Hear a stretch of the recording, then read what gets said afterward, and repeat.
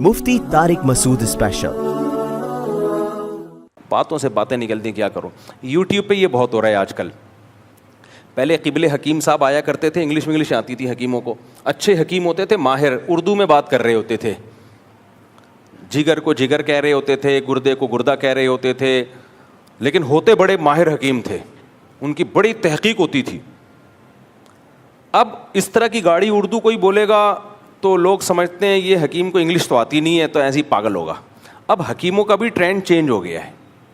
اب جو 2 نمبر حکیم ہے کیا کرتے ہیں, ایک آدھ چکر ان کا یورپ امریکہ کا لگ چکا ہوتا ہے, ایک آدھ مہینہ وہاں کے بھی کسی ادارے میں کچھ آرگینک چیزیں انہوں نے پڑھ لی ہوتی ہیں, پھر وہ آتے ہیں, پھر وہ انگلش مارتے ہیں, پھر ٹی وی چینل میں ایک تو 3 پیس سوٹ ٹائی میں آتے ہیں, لوگ کہتے ہیں یہ ایجوکیٹڈ امریکہ سے حکیم بن کے آیا. یہ وہاں بھی ہوتا ہے نا, یا امریکہ کینیڈا وغیرہ میں بھی ایسے ادارے ہیں جو آرگینک یا خوراکوں پہ تحقیقات کرتے ہیں. تو 6 مہینے کے شارٹ کورسز کیے ہوئے ہوتے ہیں, کچھ بھی نہیں آتا ان کو, لیکن لوگوں میں کہ امریکہ سے بھائی اونین کے بارے میں کہاں سے, پیاز نہیں بولے گا, جو سارے پاکستانیوں کو سمجھ میں آ رہا ہے پیاز کا مطلب, یہ بولے گا اونین, جو صرف ڈیفینس کلفٹن میں اور چند پھر غریب آدمی اس کا ترجمہ دیکھ رہا ہوگا اونین ہے کیا, لیکن انسپائر بہت, متاثر بہت ہو رہا ہوگا, یار اونین, لہسن نہیں, ادرک نہیں, وہ گئے لہسن ادرک ہری مرچیں, حالانکہ وہ سب کو سمجھ میں آ رہا ہے آسانی سے, کالی مرچ لہسن ادرک ہر. اور خواتین کے جو چینل ہے اس میں تو لہسن ادرک ہے ہی نہیں, اس میں تو اور انگلش ٹھش پھش, ایسا آدمی کہتا ہے بے یہ ہے لہسن, یہ اس کو بولا ہے لہسن کو, گارلک, اور وہ بھی ٹھیک ہے, وہ اس کے میں خلاف نہیں ہوں. ابے میجورٹی تو اردو جانتی ہے نا, جب میجورٹی انگلش پہ آ جائے گی تو آپ بھی بول لینا. میجورٹی کو تو وہی زبان میں بات کرو جو اس کی سمجھ میں آ رہی ہے, لیکن اس سے بھرم نہیں آئیں گے تو لہذا ٹھش پھش. تو وہ کیا کر رہے ہوتے ہیں. اب میں تو یوٹیوب دیکھتا ہوں نا, ہیلتھ چینل تو میں بہت شوق سے دیکھتا ہوں, تو آ کے نا اس لیے مجھے یوٹیوب پہ پتہ چل جاتا ہے یہ 1 نمبر حکیم ہے یا 2 نمبر ہے, یہ 1 نمبر ڈاکٹر ہے یا 2 نمبر ہے. ڈاکٹروں کا بھی پتہ چل جاتا ہے. تو اتنا سن کے, اور بڑے بڑے ڈاکٹروں سے تعلقات بھی ہیں تو پتہ چل جاتا ہے. ان کو بھی ویڈیوز بھیج کے میں کرواتا ہوں, پوچھتا ہوں کہ کیا پھینک تو نہیں رہا, تو بس بات بتا رہے ہوتے ہیں لمبی پھینکی ہے اس میں. بعض کہہ رہے ہوتے ہیں امریکہ کے جو ابھی ایک نئی ریسرچ آئی ہے بالکل جدید تحقیق ہے, اور ڈاکومنٹس پیش کر رہے ہوتے ہیں. میں وہ ڈاکومنٹ امریکہ میں ڈاکٹروں کو بھیجتا ہوں, کہہ رہے ہیں یار اس قسم کی کوئی تحقیق, یہ پتہ نہیں کہاں سے اس نے چھپوایا ہے اور چھپا کے ڈال دیا ہے. ہمیں کیا پتہ چل رہا ہوتا ہے کہ یار یہ اوتھینٹک ہے بھی یا نہیں, ہمیں پتہ چل رہا ہوتا ہے, ہم تو انگلش دیکھ رہے ہوتے ہیں, کوئی ایک آدھ ٹھپا لگا ہوا ہوتا ہے کہیں سے, ادھر سے کسی موچی سے لے کے ٹھپا لگا دیا, کیا پتہ چل رہا ہوتا ہے یار. تو اس لیے یوٹیوب کی کوئی بھی تحقیق ہوتی ہے ریلائبل ڈاکٹروں سے پوچھیں, سمجھتے ہو. خیر, تو اب اس میں کیا ہوتا ہے, وہ قبلہ حکیم صاحب 3 پیس سوٹ ٹائی میں آنے لگے ہیں, اور اب وہ تھوڑا سا انگلش بھی بولنے لگے ہیں. تو اس انگلش کی وجہ سے لوگ کہتے ہیں یہ پڑھے لکھے حکیم ہے, کچھ بھی نہیں ہے میرے بھائی. تو کوئی باقی پڑھا لکھا ہو, بوڑھا ہو, ایجڈ ہو, تجربہ ہو, وہ اس کو ان بھرم سے متاثر نہ ہوا کرو, کہاں سے کہاں بات چلے گی. خیر, میں جلدی سے بات کو سمیٹتا ہوں. تو میں یہ عرض کر رہا تھا کہ لوگوں کی مینٹیلٹی کے حساب سے ان سے بات کرنی چاہیے. میں جب طلبہ کو درس قرآن کی ٹریننگ دیا کرتا تھا, کئی سال میں نے جامعۃ الرشید میں طلبہ کو درس کی ٹریننگ دی ہے, تو اپنے سامنے بلا کے ان سے تقریر کروانا, اپنے سامنے بٹھا کے ان کو درس سے قرآن دلوانا, یہ میری ذمہ داری تھی. تو جب بھی میں درس دلواتا تھا نا, تو میں پھر نوٹ کر رہا ہوتا تھا یہ درس کے دوران کیا کیا غلطیاں کرتے ہیں. اچھا, ہمارے یہاں یہ بھی ایک مسئلہ ہے, بغیر سیکھے ممبر پہ آ کے بیٹھ جاتے ہیں, پھر وہی منافرت پھیلانا اور یہ سب چیزیں چل رہی ہوتی ہیں. تو اس میں 2 چیزیں بہت نوٹ کر رہا تھا. ایک, مشکل الفاظ استعمال نہ کرو درس میں. نمبر 2, درس میں آپ نے یہ نہیں دیکھنا کہ مجھے کیا آتا ہے. درس دینے سے پہلے آپ کو بہت کچھ آتا ہے جس سے آپ کی علمی دھاک بیٹھ سکتی ہے, بہت کچھ آتا ہے. آپ نے یہ دیکھنا ہے سامنے والوں کی ضرورت کیا ہے. سامنے والوں کی بولو ضرورت کیا ہے. آتا تو بہت کچھ ہے آپ کو بھائی, لیکن سامنے والوں کی وہ ضرورت نہیں ہے, ان کو اس علم کی ضرورت نہیں ہے. مثال کے طور پر میں یہاں کسی متنازع شخصیت کے بارے میں بیان کرنا شروع کر دوں کہ کچھ کہہ رہے ہیں وہ اچھے تھے, میں کہہ رہا ہوں وہ برے تھے, دلائل کے انبار لگا دوں. اب اس شخصیت سے ہمارا کوئی لینا دینا نہیں ہے, نہ قبر میں ہم سے اس کے بارے میں سوال ہوگا, نہ دنیا میں اس کا کوئی اثر پڑ رہا ہے ہمارے اوپر. تو اس سے یہ تو پتہ چل جائے گا مفتی صاحب کا مطالعہ بہت ہے, لیکن ایک بھرم بیٹھ جائیں گے, عوام کو کوئی فائدہ نہیں ہوگا اس سے. اب دیکھو ایک ڈاکٹر نے لوگوں کو جمع کیا, ہارٹ اسپیشلسٹ ہے, ہارٹ اسپیشلسٹ ڈاکٹر ہے, اس نے پبلک کو جمع کیا, آؤ میں آپ کو ہیلتھ کے بارے میں ایک انتہائی اہم معلومات دینے والا ہوں. بلکہ ہارٹ اسپیشلسٹ نہیں ہے, کسی ایسی بیماری کا اسپیشلسٹ ہے جو لاکھوں میں کوئی ایک آدھ لوگوں کو ہوتی ہے. ایسی بیماریاں بھی ہیں جو ہزاروں لاکھوں میں ایک آدھ لوگوں کو ہوتی ہیں. اب اس نے بلا کے وہ پورے لیکچر دینا شروع کر دیے, ڈائیگرام بنا کے, ایسی ہوتی ہے بیماری, اتنی خطرناک, اور اس بیماری کا ایک پیشنٹ بھی مجمع میں موجود نہیں ہے. تو پتہ ہے وہ بیماری تو لوگوں کو اس سے فائدہ ہو نہ ہو, اس بیماری کے بارے میں بحث مباحثے کی خارش کی بیماری بہرحال پیدا ہو جائے گی. نہیں آئی میرا خیال ہے بات؟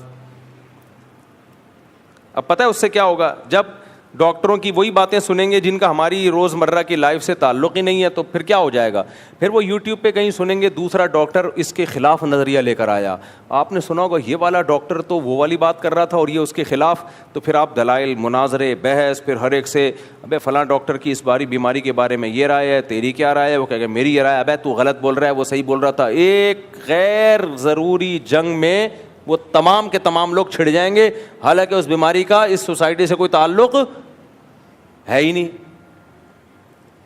مردوں کو بٹھا کے زنانہ بیماریوں پہ ڈسکشن شروع کر دے کوئی, اب سارے مردوں کو بلایا اور مینسز کے بارے میں ڈیٹیل, مرد بولیں گے بھائی ہاں یہ ہمارا مسئلہ تھوڑی ہے بھائی, ان کو ٹرین کر رہے ہیں. تو بھائی یہ ڈاکٹروں میں یہ بات کرو, کیونکہ ان کو کبھی خواتین کا علاج کرنا پڑتا ہے, کبھی مردوں کا علاج, تو ان کو بتاؤ. مرد کو آپ یہ کیوں بتا رہے ہو؟ میں اگر حیض و نفاس کے مسائل مردوں کو سکھاؤں, یا تو شادی شدہ مردوں کو تاکہ وہ اپنی بیویوں کو سکھائیں, تو سمجھ میں آتا ہے. وہی میں مردوں کو سمجھانا شروع کر دوں, بولیں گے یار ہم کو, ہمارے ساتھ یہ مسئلہ تھوڑی ہے. پریگنینسی کے بعد آپ نے اپنی فٹنس کو کیسے قائم رکھنا ہے, بچہ پیدا ہونے کے بعد جو ہے نا دوبارہ ویٹ اپنی اصل حالت پہ آ جائے, اس پہ میں لیکچر پہ لیکچر, تو آدمیوں میں لیکچر دے رہا ہوں. تو شروع میں تو آپ کو عجیب سا لگے گا, لیکن پھر پتہ ہے کیا ہے, آپ کو موٹاپے کی بیماری لگے نہ لگے, اس مسئلے پر بحث کی بیماری بہرحال لگ جائے گی. پھر آپ دوسرے ڈاکٹروں کو جا کے چھیڑیں گے, بتا یار خواتین کی اگر بچہ پیدا ہو جائے تو دوبارہ واپس ویٹ کیسے مینٹین ہوتا ہے, وہ بتائے ایسے. ابے چل تیرے کو کیا پتا, اس نے پوری ریسرچ سے بات کی, اس طرح سے ہوتا ہے. پھر وہ کہہ گیا نہیں اس طرح نہیں, وہ ڈاکٹر ایسا ہے, اس کو کیا پتا. بھائی تیرے کو تیرے کو پتا ہے, اس کو زیادہ پتا ہے. نہیں مجھ کو زیادہ پتا ہے, لے آ میرے سامنے چیلنج. پھر تیسرا ڈاکٹر الگ, پھر دو فرقے ایک محلے میں بن جائیں گے, حالانکہ ان کا اس مسئلے سے کوئی تعلق ہوگا ہی نہیں. گنجے کو آپ بتا رہے ہو یہ والی کنگھی زیادہ مناسب ہے بال بنانے کے لیے, برش سے بال بنانے کے بجائے اس کنگھی سے بنایا کر بال. تو گنجے کو بال بنے نہ بنے, یہ بیماری بحث کی, یہ خارش کی بیماری لگ جائے گی. ہمارے کراچی میں ایک مولوی صاحب تھے, ان کے ممبر پہ جب بھی جاؤ نا وہ حیات ممات کا مسئلہ بہت, ان کا ہر ہفتے کا مسئلہ یہی تھا. میں اس وقت درجہ خامسہ میں 5ویں سال میں پڑھتا تھا. تو مجھے یاد ہے ہمارا ایک طالب علم, دیکھو میرا وہی عقیدہ ہے جو جمہور کا عقیدہ ہے, نبی صلی اللہ علیہ وسلم قبر مبارک میں برزخی حیات کے ساتھ زندہ ہیں, قبر مبارک میں برزخی حیات کے ساتھ زندہ ہیں. تو کیونکہ مجھ پہ بھی لوگ فتوے لگانا شروع کر دیتے ہیں, تو وہ کیا ہوا, تو وہ ہر ہفتے یہی مسئلہ, ہر ہفتے جمعے میں یہی مسئلہ. تو ایک طالب علم اجازت مانگ رہا تھا کہ حضرت وہ بہت بڑے عالم, بہت بڑے تھے وہ, کہ حضرت بہت بڑے عالم ہیں, میرے استاذ کے پاس آیا کہ بہت بڑے عالم ہیں, بڑے بزرگ ہیں, میں ان کے بیان میں چلے جایا کروں. ہمارے استاذ اجازت نہیں دے رہے تھے, بولے نہیں جاؤ.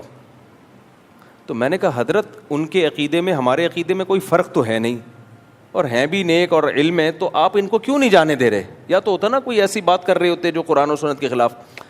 تو ہمارے استاذ نے کہا اصل میں خارش کی بیماری لگے گی اس کو, ابھی ایک طالب علم ہے, اس کی سیکھنے کی عمر ہے, تو یہ جب وہاں بار بار ایک ہی ٹاپک, ایک وہ شادیوں والا ٹاپک نہیں تھا, کوئی اور ٹاپک تھا.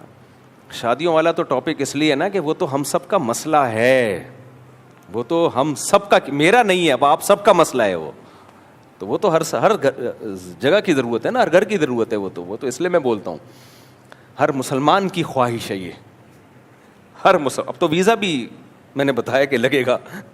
تو وہی یہی مسئلہ وہ بیان کرتے تھے, حیات ممات, حیات النبی ممات النبی, ہر وقت تو انہوں نے کہا یار ایسی خارش لگ جائے گی نا تمہیں کہ زندگی بھر پھر کسی اور کام کے نہیں رہو گے. تو اس لیے انہوں نے روک دیا, اس طالب علم کو بچا لیا. آج وہ بہت سارے دین کے اچھے کام کر رہے ہیں, خدمت کر رہے ہیں دین کی, ورنہ لگتا تو بس ساری زندگی اسی میں کھپا دیتا. تو خیر ہم بات اپنے اصل ٹاپک کی طرف آتے ہیں. تو میں یہ کر رہا تھا, دیکھو ہماری ضرورت کی جو بنیادی چیزیں ہیں. اچھا ایک تو میں نے مثال دی آپ کو کہ آپ کی ڈاکومنٹیشن مکمل ہونی چاہیے. آپ کی ایموشنل بلیک میلنگ سے یا ایموشنل ہونے سے ویزا دینے والے کی صحت پہ کوئی فرق نہیں پڑتا. آپ کو گورنمنٹ جاب میں ترقی چاہیے تو آپ کی چیخ و پکار سے کوئی فرق نہیں پڑتا.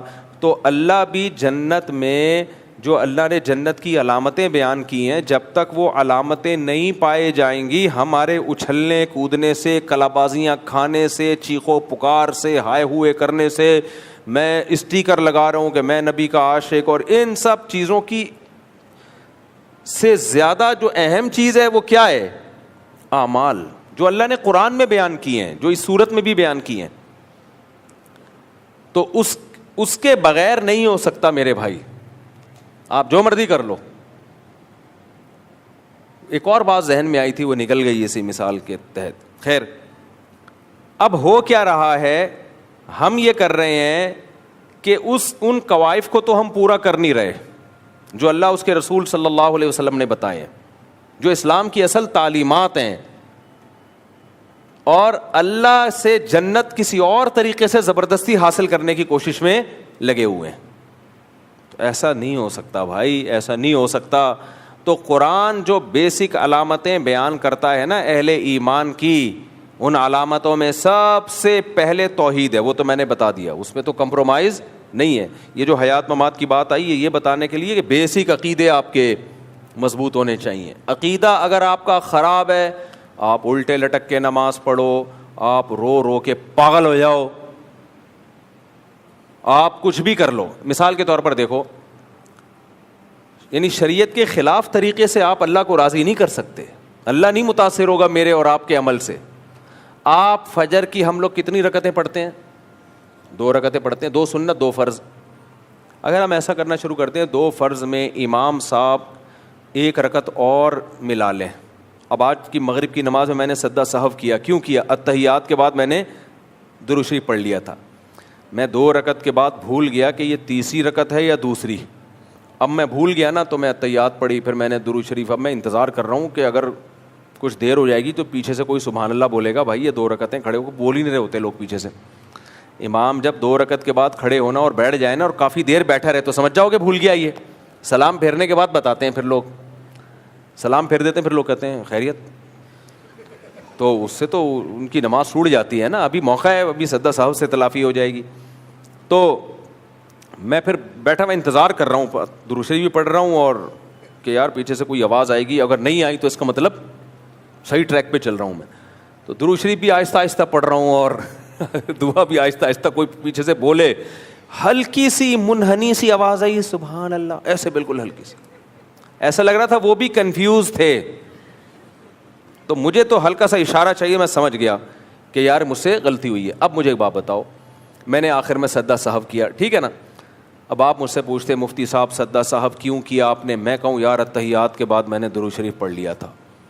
تو مفتی صاحب آپ کو معاذ اللہ درود پاک سے اتنی معاذ اللہ نقل کفر نفرت کہ درود پڑھنے پر سزا دے رہے ہو اپنے آپ کو سجدہ سہو کر کے. سجدہ سہو ایک طرح کی پنشمنٹ ہی ہے نا, ایک طرح کی پنشمنٹ ہے کہ آپ نے جو غلطی کی اب آپ اس کی تلافی کریں, 2 سجدے ایڈ کریں آپ.